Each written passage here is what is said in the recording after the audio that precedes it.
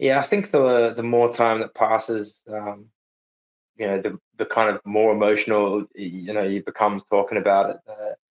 It was such a obviously fulfilling experience, and just the way we approached every aspect of the tournament with the preparation and the way we played in the games and everything that we did surrounding it. Just yeah, I think we saw in the celebrations after, obviously the games that we progressed out of the group, and then obviously the ultimately the disappointment. And but those feelings of disappointment can only come from a sense of achievement when you feel like you were put so much into a game, and the way we played and prepared.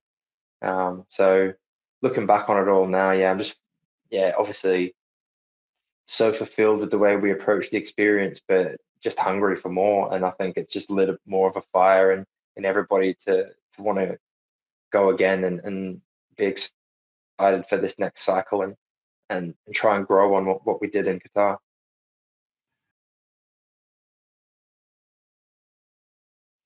Yeah, it was not quite mobbed, but yeah, the reaction was from family and friends was obviously emotional as well. They knew how much that meant to me, and they were obviously immensely proud of everybody in the team. And then obviously just some of the interactions and moments you have. And I've obviously never played in the A League, and never been had much of a presence kind of in Australia in that way. So to be walking through my home city and have people coming up to you and telling you, you know, how amazing it was and how they loved it, and people telling you their experience of where they watched the game and who they were with and how they celebrated, just doesn't get any better than that, than knowing that you gave people those memories and those special moments. And that will be the stuff that I'll continue to take from it as well. Those hearing those stories from people who lived it in their own way, and that's how these games live on.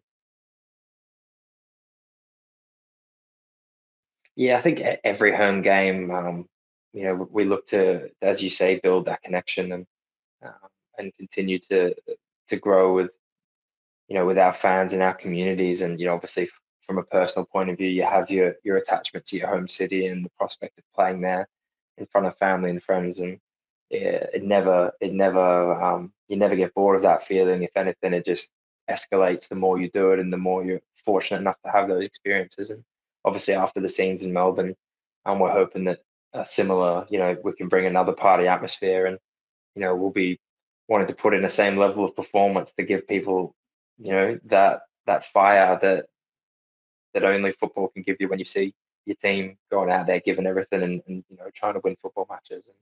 And that real energy and culture, you can feel it. It grow. You could feel it. Even from a distance during the World Cup, and I'm hoping we'll get a bit more of that in March.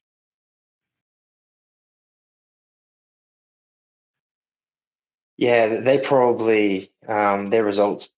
Obviously the first game, that was a great result for them, but the rest of their results probably don't reflect how well they played. I was really impressed with what I saw from them at the World Cup. They've got an abundance of talent. Young players playing at the top level. I've watched a lot of Brighton this season, and I know a couple of players there that have been super impressive. And for us, it's another really tough opponent. Players who play at the top level, but for us, we've got our own players that are hitting massive strides of form at the moment, and for us, it's a huge test.